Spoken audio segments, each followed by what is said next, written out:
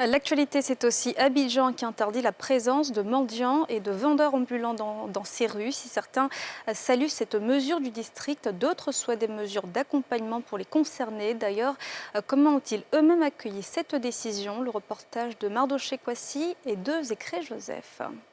Quartier des Deux Plateaux dans la commune de Cocody. Cette intersection, située à quelques encablures du carrefour mobile, a été baptisée du nom de carrefour mendiant, du fait de la forte présence des personnes exerçant cette activité dans ce périmètre. Une situation qui encombre le trottoir et crée un désordre sur la voie publique.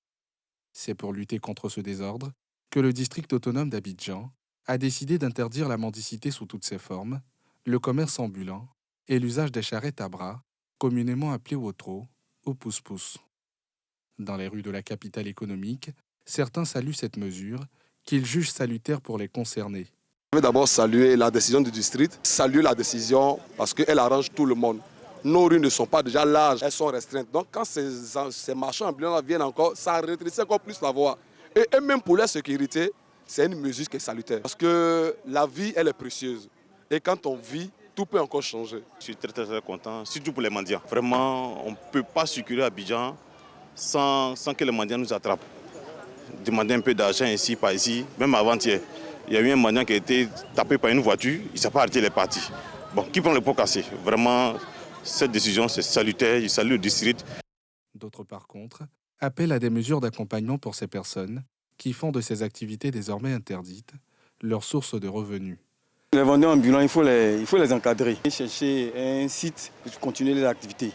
Ça participe à l'économie du pays aussi. Maintenant, pour les mendiants, là, il faut que le district vote un budget, un fonds, voilà, pour les aider. Et puis, il faut un suivi. Les autorités, il faut moderniser les activités, les structurer aussi. Créer une gare.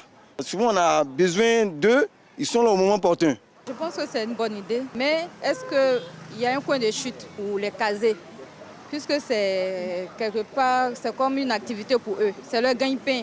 Donc, si on les enlève de la rue, il faut qu'on les case quelque part pour quand même se débrouiller. Kadi Keïta est vendeuse ambulante d'eau au carrefour Solibra dans la commune de Trècheville. Déscolarisée, après avoir perdu ses parents, elle n'a que cette activité pour subvenir aux besoins de sa grand-mère et de sa petite sœur.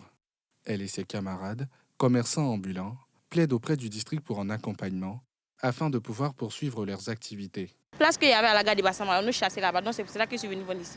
Ce n'est pas de ma faute, parce que si je ne fais pas ça, comment elle fait pour donner manger à ma grand-mère et ma petite soeur? Ma petite soeur va à l'école, je dois payer son étude, ses fournitures, tout ça là. Donc c'est pour cela qu'elle vient vendre de l'eau. On ne sait pas comment on va faire. Ou si peut nous donner un coin où on peut aller se débrouiller là-bas, que le fasse. Parce que si nous chassons, on ne sait pas comment on va faire pour se nourrir. Où je suis là, je suis en carême. En haut est chaud, en bas est chaud. Voiture là, tu connais mon moteur, tout est chaud. C'est Dieu seul qui sait où je suis là. Mais c'est obligatoire. Voilà, c'est obligatoire. Sinon, moi-même, je n'ai pas envie de vendre ici.